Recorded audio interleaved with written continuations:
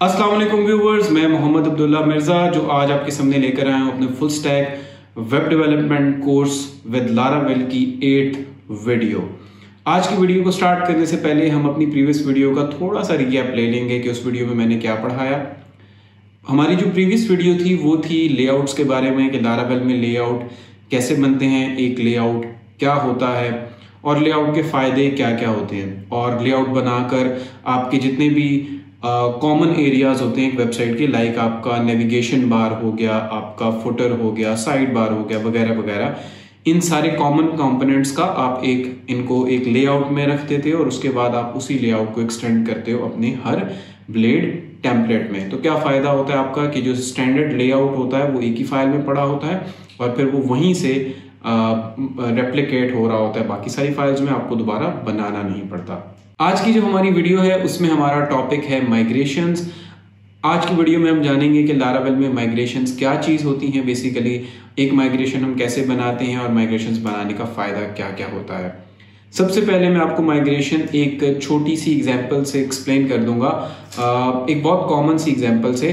Suppose आप school में, college में जाते रहे हैं और आपको याद होगा कि आपकी अटेंडेंस लगा करती थी, याद है? और वो जो हमारा अटेंडेंस का रजिस्टर होता था उसमें हर पेज पे टेबल बना होता था। उस टेबल में कॉलम्स होते थे, लाइक आपके रोल नंबर का कॉलम हो गया, नेम और अटेंडेंस का कॉलम हो गया। तो ये जो हमारा अटेंडेंस का एक टेबल बना होता था, इसके अंदर मुख्तलिफ कॉलम्स होते थे और हर कॉलम का नाम होगा, जैसे कि रोल नंबर के कॉलम का नाम रोल नंबर, फिर नेम, फिर अटेंडेंस। अच्छा, अब जो रोल नंबर का कॉलम है उसके अंदर सिर्फ न्यूमेरिक डाटा आ सकता है, यानी कि डेटाबेस की ज़बान में कहें तो इसका मतलब सिर्फ इंटीजर्स आ सकते हैं उसमें। और जो नेम का कॉलम है उसमें सिर्फ नाम आते हैं, अली, अब्दुल्ला, अहमद, फहद, तो यानी कि स्ट्रिंग टाइप डाटा आता है अगर डेटाबेस की ज़बान में हम देखें। अच्छा, जो आपका अटेंडेंस का कॉलम होता है उसके अंदर आपकी अटेंडेंस लिखी हुई होती है, यानी कि कोई स्टूडेंट प्रेजेंट है या एब्सेंट है। कभी भी आपने ये नहीं देखा होगा कि आपके अटेंडेंस के कॉलम में 0, 1 या ट्रू फॉल्स लिखा हुआ हो, ठीक है? तो एक ही किस्म का डाटा आता है हर कॉलम के अंदर। जो हमारा अटेंडेंस का कॉलम होगा उसमें सिर्फ एब्सेंट लिखा होगा या प्रेजेंट लिखा होगा, यानी कि एब्सेंट और प्रेजेंट के वर्ड के अलावा और कोई तीसरा वर्ड नहीं आ सकता। तो इस तरह का जो डाटा होता है जिसमें कोई प्री डिफाइंड वर्ड्स या नंबर्स आपके एक कॉलम के अंदर आते हैं, तो इस तरह के डाटा को हम इनम डाटा टाइप में सेव करते हैं, ठीक है, जिसके अंदर प्री डिफाइंड वैल्यूज हों कि सिर्फ यही डाटा आ सकता है, ABC वैल्यूज आ सकती हैं, इसके अलावा और कुछ नहीं। इसके अलावा आप एग्जांपल ले सकते हैं, सपोज एक ऑनलाइन स्टोर है आपका और उसमें ऑर्डर्स का टेबल है। अब जो ऑर्डर्स का टेबल है उस हर ऑर्डर का स्टेटस होता है, यानी कि आपका कोई भी ऑर्डर या तो पेंडिंग में होगा, या वो ऑर्डर इन प्रोग्रेस में होगा, या वो ऑर्डर कंप्लीट हो चुका होगा, या वो ऑर्डर कैंसिल हो चुका होगा। तो ये 4 ही स्टेटसेस हो सकते हैं एक ऑर्डर के, और नहीं हो सकते। शाज़ व नादिर कभी कभार हो भी सकता है। तो इस तरह के जो प्री डिफाइंड स्टेटसेस होते हैं, जब उनको हमने सेव करवाना होता है अपने टेबल के कॉलम में, तो हम उस कॉलम की डाटा टाइप इनम रखते हैं।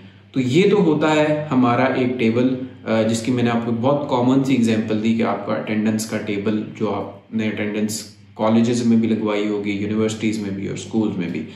अच्छा, साथ ही साथ आपको ये भी पता है कि हमारा जो टेबल है वो रोज़ और कॉलम्स का मजमुआ होता है।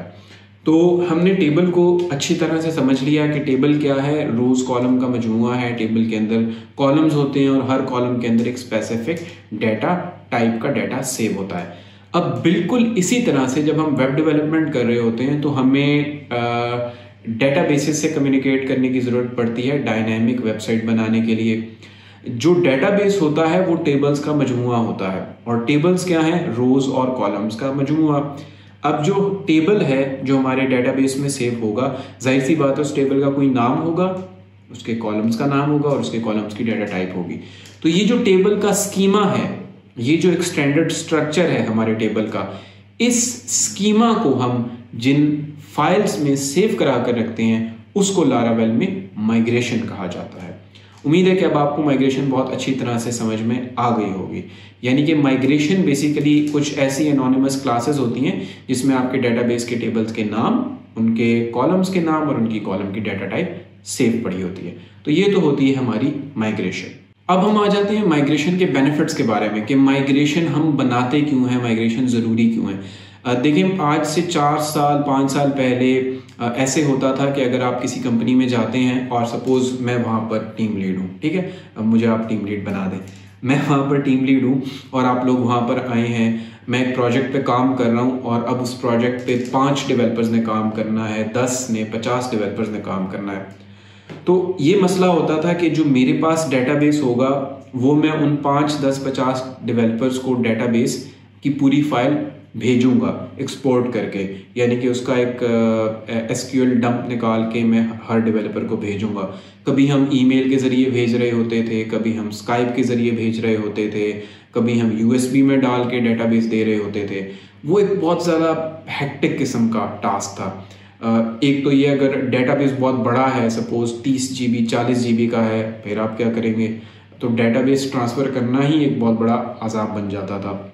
और मिसाल के तौर पे मेरे पास जो और नए डेवलपर्स आ रहे हैं एक प्रोजेक्ट पे जिसको मैं लीड कर रहा हूँ, उस पर मल्टीपल डेवलपर्स आ रहे हैं, तो अब उन डेवलपर्स को जो डेटाबेस मैं किसी तरह से ट्रांसफ़र कर ही चुका हूँ, ठीक है, बाद में 2 महीने 3 महीने बाद मेरे पास, चूंकि मैं टीम लीड हूँ, तो मेरे पास जो प्रोजेक्ट था उसमें मैं अपने डेटाबेस में कुछ टेबल्स को डिलीट कर देता हूँ, कुछ टेबल्स को ड्रॉप कर देता हूँ यानी कि, और कुछ टेबल्स के कॉलम्स के नाम चेंज कर देता हूँ, उनके अंदर उनकी डाटा टाइप्स चेंज कर देता हूँ, मुख्तलिफ इंडेक्सेस बना देता हूँ वगैरह वगैरह।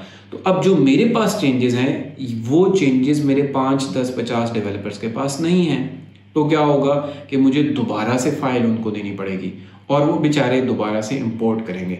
तो इस हेक्टिक प्रॉब्लम को सॉल्व करने के लिए माइग्रेशंस का हम इस्तेमाल करते हैं। माइग्रेशंस का क्या फ़ायदा होता है कि आप एक स्कीमा बनाकर अपने लारावेल के प्रोजेक्ट में रख देते हो कि मेरे जो डेटाबेस के जितने भी टेबल्स होंगे उनका ये स्कीमा है, हर टेबल का ये नाम होगा, उसके ये कॉलम्स होंगे और उनकी फलां डाटा टाइप होगी।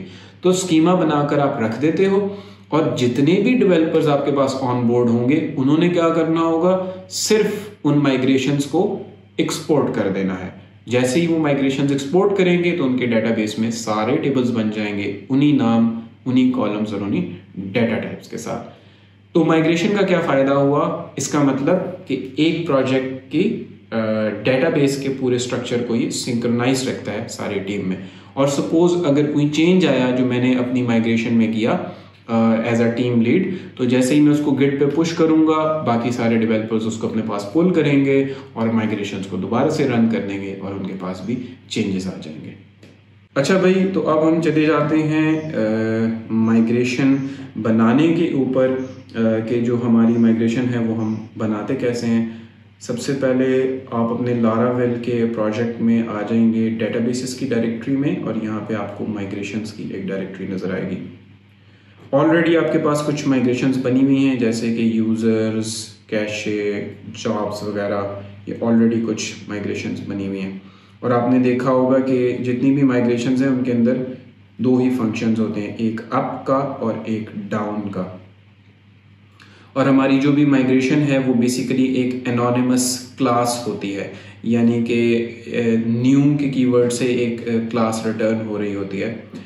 ये एनोनिमस क्लास जो है ये लारावेल 11 के बाद से आई है। पहले ऐसा होता था कि आपकी जो भी माइग्रेशन होती थी वो हमेशा आपके टेबल के नाम पर होती थी, यानी कि एक नेम्ड क्लास होती थी और उस नेम्ड क्लास के अगेंस्ट एक माइग्रेशन की फाइल बन जाती थी। लेकिन अब एक एनोनिमस क्लास बनी हुई होती है, उसके अंदर अप का फंक्शन होता है। अप का फंक्शन तब रन होता है जब आप माइग्रेशन को एक्सपोर्ट करते हैं, पहली बार रन करते हैं। और अगर आप माइग्रेशंस को ड्रॉप करना चाहें यानी कि माइग्रेशंस को रीसेट करना चाहें तो डाउन का फंक्शन रन होता है। डाउन का फंक्शन क्या करता है कि आपके डेटाबेस के कॉलम्स को या पूरे के पूरे टेबल्स को उड़ा देता है। तो अब आ जाते हैं हम टर्मिनल को ओपन करके सबसे पहले अपनी पहली माइग्रेशन बनाने के ऊपर। मिसाल के तौर पे मैंने माइग्रेशन बनानी है तो मैंने लिखा PHP आर्टिजन मेक माइग्रेशन और फिर आपकी माइग्रेशन का नाम। जैसे हमारी माइग्रेशन है create projects table, sorry underscore, okay, create projects table. अब मैंने ये माइग्रेशन बनाई है। याद रखिएगा कि क्रिएट, फिर आपके टेबल का नाम और आखिर में टेबल का पोस्ट फिक्स लिखना, ये एक स्टैंडर्ड है, ये कोई ज़रूरी नहीं है। अगर आप माइग्रेशन का नाम ये भी रखते हैं प्रोजेक्ट्स तो भी चलेगा, वो माइग्रेशन भी ठीक होगी, वो रन भी होगी, बट ये एक स्टैंडर्ड है। जैसे कि आप हमारी फाइल्स में देख लें, create users table, create cashier table, create jobs table, यानी कि लारावेल का एक स्टैंडर्ड है कि वो हमेशा जब भी आप माइग्रेशन की फ़ाइल बनाते हो तो उसमें आप हमेशा लिखते हो क्रिएट अंडरस्कोर, फिर आपके टेबल का नाम, फिर अंडरस्कोर और आखिर में टेबल। तो मैंने क्रिएट प्रोजेक्ट्स टेबल के नाम से एक माइग्रेशन बना दी। मेरी कमांड में कुछ गलती है, PHP आर्टिजन मेक माइग्रेशन, मैंने डबल ए डाल दिया था, सॉरी, एक को ख़त्म करते हैं, दोबारा एंटर कर देते हैं। ओके, अब आप देखें इसने बताया कि हमारी डेटाबेस माइग्रेशंस की डायरेक्टरी में एक और माइग्रेशन बन गई है, और ये देखें हमारी एक और माइग्रेशन बन चुकी है क्रिएट प्रोजेक्ट्स टेबल के नाम से।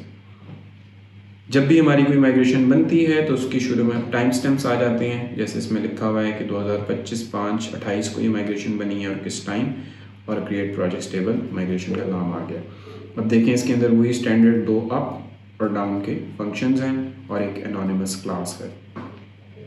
साथ ही साथ हम माइग्रेशन बना लेते हैं अपने एक और टेबल की, जिसका नाम होगा tasks. I don't know terminal ने मसला किया, PHP आर्टिजन मेक माइग्रेशन। अब हम एक और माइग्रेशन बनाएंगे, क्रिएट टास्क्स टेबल। ओके, अब हमने क्रिएट टास्क टेबल के नाम से एक माइग्रेशन बना ली। पहली माइग्रेशन प्रोजेक्ट्स के टेबल के लिए, दूसरी माइग्रेशन टास्क्स के टेबल के लिए। आप लोग अगर शुरू से ये सीरीज फॉलो कर रहे हैं तो आपको पता होगा कि मैं क्यों प्रोजेक्ट्स और टास्क के टेबल के लिए माइग्रेशन बना रहा हूँ, क्योंकि हम वैसे ही एक प्रोजेक्ट मैनेजमेंट ऐप बना रहे हैं। अच्छा, तो हमारा प्रोजेक्ट्स का टेबल, अब जो हमारी माइग्रेशन है इसमें टेबल का नाम खुद ही आ जाता है, और बाद में हमारे पास टेबल का एक इंस्टेंस होता है, लारावेल की तरफ से ही हमें प्रोवाइडेड होता है, जिसके ज़रिए से हम अपने कॉलम के नाम और डाटा टाइप्स डिक्लेयर कर सकते हैं। तो सपोज़ मैं कहता हूँ हमारा जो प्रोजेक्ट्स का टेबल है, आपको याद होगा कि हमारे प्रोजेक्ट्स के टेबल में क्या था, हम प्रोजेक्ट का, किसी भी प्रोजेक्ट का नेम रख सकते हैं। तो हम कहेंगे हमारे प्रोजेक्ट के टेबल का नेम तुमने सेव करवाना है डेटाबेस में। एक बार मैं सिर्फ आपको ये खोल के दिखा देता हूँ।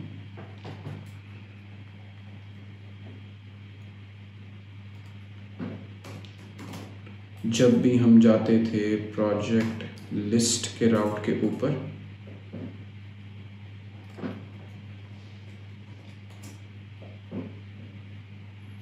जब हम प्रोजेक्ट को क्रिएट करते हैं तो हमारे पास नेम की एक इनपुट फील्ड है, यानी कि हम प्रोजेक्ट का नेम सेव करवा सकते हैं।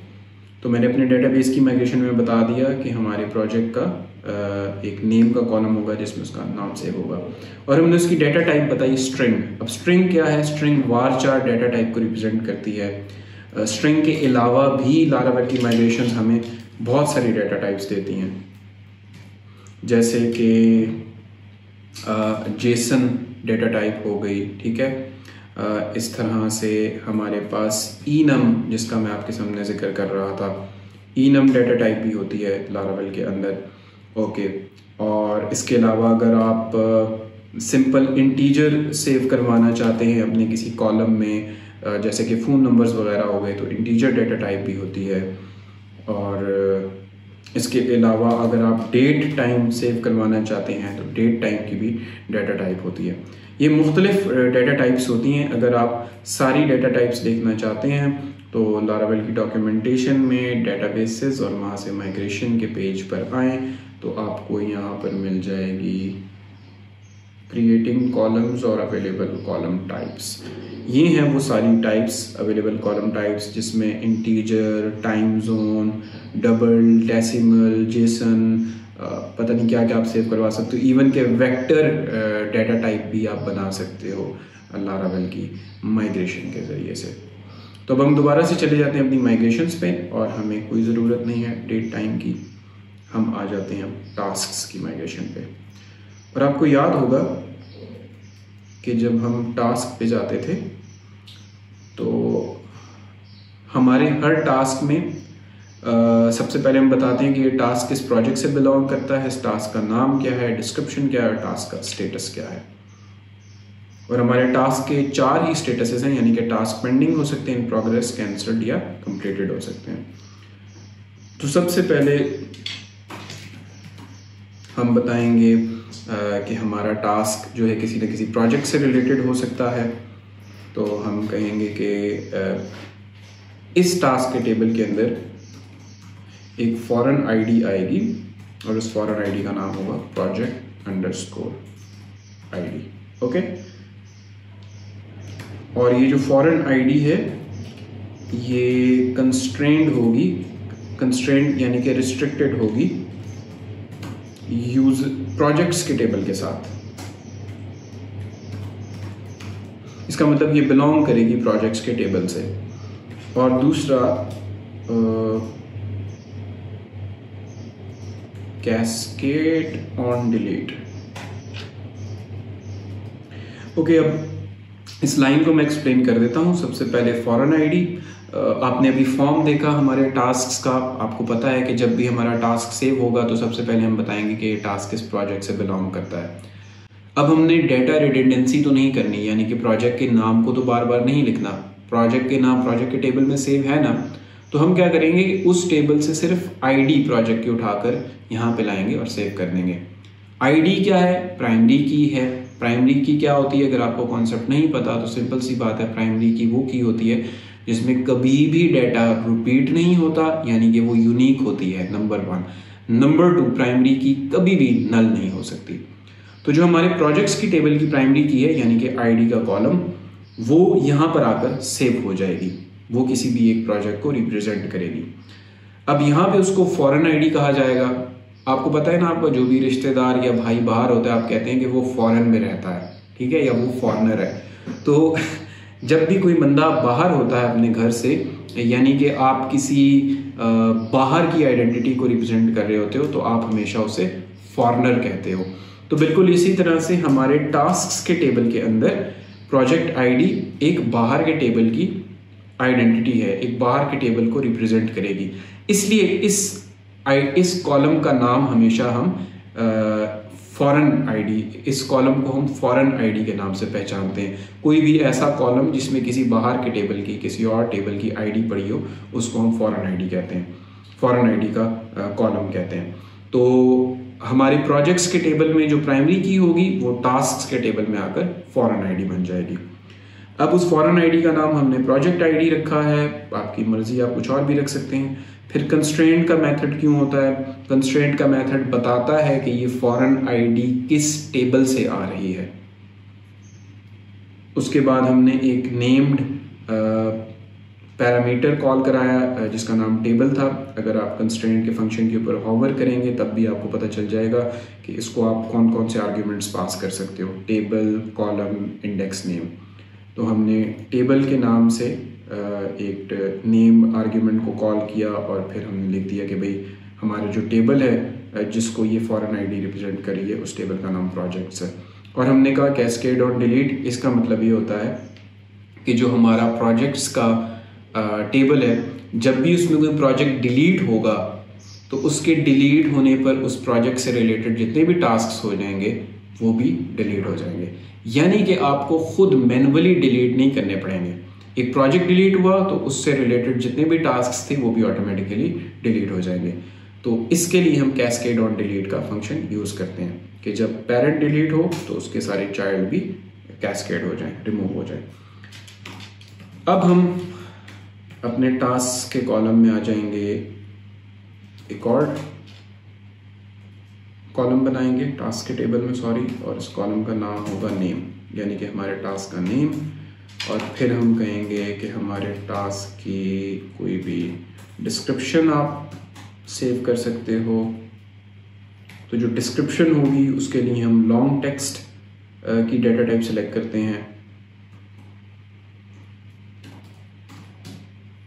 Okay, description.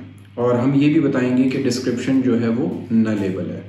इसका मतलब डिस्क्रिप्शन ऑप्शनल है। किसी टास्क की डिस्क्रिप्शन अगर नहीं दी तो खैर है, तब भी हम उस टास्क को बनाएंगे। उसके बाद हम अपने टास्क्स का जो टेबल है इसके अंदर एक और कॉलम बनाएंगे। उस कॉलम का नाम होगा स्टेटस, कि हमारे टास्क का स्टेटस क्या है। हमारा स्टेटस का जो कॉलम है वो enum डेटा टाइप का है और हमारे टास्क के कितने स्टेटसेस होंगे। हमारा कोई भी टास्क इन प्रोग्रेस हो सकता है, हमारा कोई भी टास्क पेंडिंग हो सकता है, हमारा कोई भी टास्क कंप्लीटेड हो सकता है और हमारा कोई भी टास्क कैंसल्ड हो सकता है। ठीक है, यही 4 स्टेटसेस थे, in progress, pending, completed and cancelled. सिर्फ एक बार डबल चेक कर लेते हैं। पेंडिंग, इन प्रोग्रेस, कैंसल्ड और कंप्लीटेड, यही 4 स्टेटस है हमारे। ठीक है, तो हमारा कोई भी टास्क इन प्रोग्रेस हो सकता है, पेंडिंग, कैंसल्ड या कंप्लीटेड हो सकता है। तो अब हमने ये एक enum डेटा टाइप बना ली जिसके अंदर सिर्फ ये 4 ही वैल्यू सेव हो सकती हैं, इसके अलावा कुछ नहीं। और आखिर में हमने टाइम स्टैम्प्स भी दे दिए। अब हम इस माइग्रेशन को फाइनली एक्सपोर्ट करेंगे। अच्छा, सबसे पहले माइग्रेशन को एक्सपोर्ट करने से पहले अगर आपको याद होगा कि अपने सेकंड लेक्चर में मैंने बताया था इंपॉर्टेंट एक्सटेंशंस के बारे में। उसमें एक एक्सटेंशन थी SQLite। अगर आपने एक्सटेंशन इंस्टॉल नहीं की हुई तो उसे इंस्टॉल कर लें, क्योंकि इस एक्सटेंशन को इंस्टॉल करने के बाद जब आप अपने डेटाबेस की डायरेक्टरी में आएंगे तो यहाँ पे बॉटम पे एक database.sqlite की फाइल पड़ी होगी। राइट क्लिक करें और इसको ओपन डेटाबेस कर लें।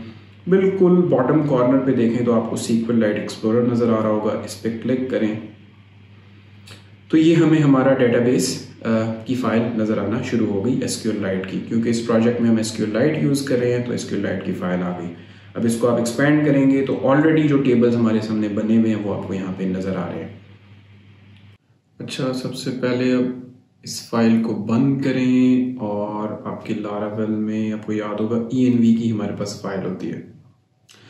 env की फाइल खोल लें और यहाँ पर db कनेक्शन का जो वेरिएबल है यहाँ पे आपका SQLite लिखा हुआ होना चाहिए। ये बात आपने याद रखनी है। अगर आपका डेटाबेस MySQL होता तो आप यहाँ पर MySQL लिख लेते, लेकिन अब चूंकि हम SQLite के साथ काम कर रहे हैं तो यहाँ पर सिर्फ आपने SQLite लिखना है। जब आपकी env की फाइल में db कनेक्शन के वेरिएबल में SQLite लिखा हुआ होगा तो आपका डेटाबेस SQLite के साथ कनेक्ट होगा, यानी कि आपकी जितनी भी माइग्रेशंस हैं वो ऑटोमेटिकली इंपोर्ट होकर आपके SQLite के डेटाबेस में चली जाएंगी। हम क्या करते हैं, ओपन कर लेते हैं, अपने टर्मिनल को क्लियर करते हैं और अब हमने माइग्रेशंस को रन करना है। तो PHP Artisan, सबसे पहले आपकी कौन सी माइग्रेशंस हैं जो पेंडिंग है, अगर आप वो देखना चाहते हैं तो आप PHP Artisan migrate स्टेटस की कमांड यूज करेंगे। अब आपको लारावेल बताएगी कि आपकी ये माइग्रेशंस रन हो चुकी हैं और ये 2 पेंडिंग हैं। ठीक है, आपको पता चल गया कि कौन सी पेंडिंग है। अब आप सिंपल PHP Artisan माइग्रेट कर देंगे। अगर आपकी माइग्रेशन के सिंटैक्स में कोई भी एरर नहीं है तो आपकी माइग्रेशंस रन हो जाएंगी।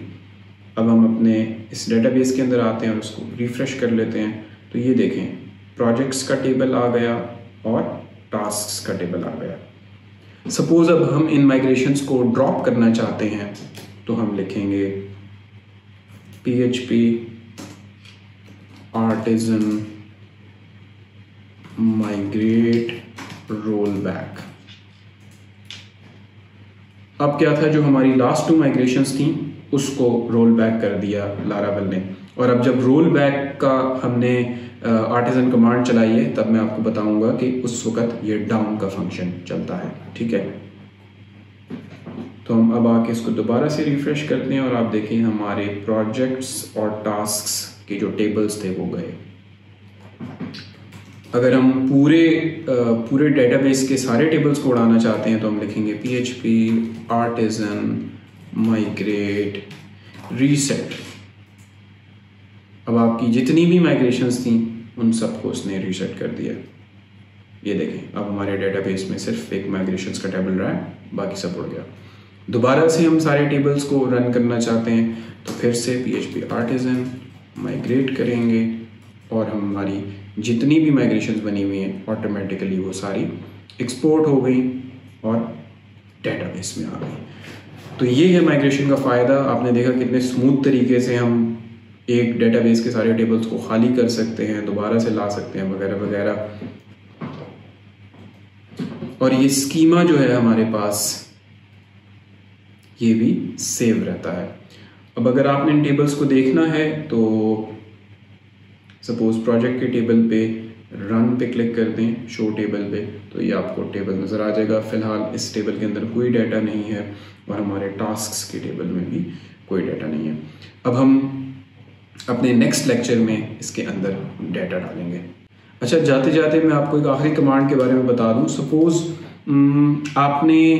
हम क्या करते हैं, एक बार सारी माइग्रेशंस को दोबारा से रीसेट कर देते हैं। PHP artisan migrate reset, okay, हमारी सारी माइग्रेशंस उड़ गई। सपोज आप ये देखना चाहते हैं कि हमारी लारावेल कौन कौन सी कमांड्स चलाएगी, यानी कि जब वो माइग्रेशन परफॉर्म करेगी, एग्जीक्यूट करेगी, तो वो कौन कौन सी कमांड्स चलाएगी। आप रन नहीं करना चाहते माइग्रेशंस को, आप ये देखना चाहते हैं कि लारावेल कमांड्स कौन कौन सी चलाएगी, तो आप प्रिटेंड का फ्लैग इस्तेमाल कर सकते हैं। PHP artisan -- pretend and this is it. अब देखें, लारावेल ने आपको खुद बता दिया कि वो यूजर्स का टेबल बनाने के लिए ये वाली SQL की कमांड चलाएगी, कैशे का टेबल बनाने के लिए ये, जॉब्स के लिए ये, ब्ला ब्ला ब्ला सो ऑन। ठीक है, तो इस तरह से आप डिफरेंट फ्लैग्स देकर आप इस आर्टिजन की जो कमांड है माइग्रेशन की, उससे और भी बहुत कुछ कर सकते हैं।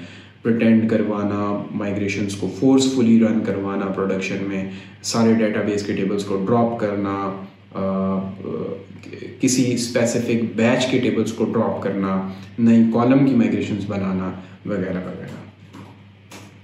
So this is it for today. ये था हमारा आज का लेक्चर माइग्रेशंस के बारे में। अब जो हमारा नेक्स्ट लेक्चर होगा उसमें हम जानेंगे कैसे हम इन माइग्रेशंस के अंदर जिनसे हमने टेबल्स बनाए हैं उन टेबल्स के अंदर डाटा सेव करवा सकते हैं, कैसे डेटाबेस में डाटा डाल सकते हैं, सीडर्स और फैक्ट्रीज क्या होती हैं, और फिर हम अपने टेबल्स को कनेक्ट करके अपनी वेबसाइट के साथ कैसे डायनामिक डाटा लेकर आ सकते हैं।